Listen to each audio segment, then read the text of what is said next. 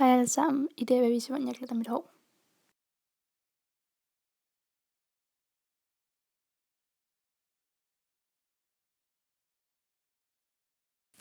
Jeg starter med at sætte mit glattejern i stikkontakten, og så tænder jeg selvfølgelig for det. Jeg tager min elastik ud, fordi jeg gerne vil have glattet alt mit hår.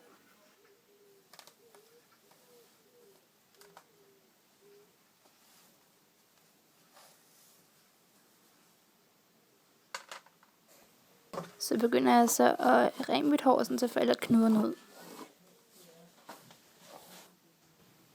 Jeg deler mit hår op i 2 sektioner, fordi det synes jeg er nemmest. Så bruger jeg mit glattejern.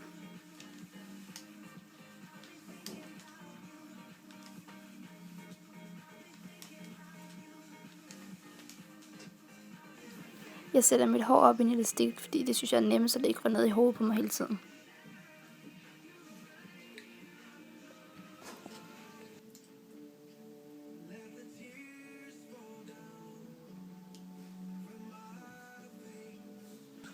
Normalt vil jeg bruge en varmebeskyttende til mit hår, men den ligger hjemme hos min mor, så den har jeg ikke med.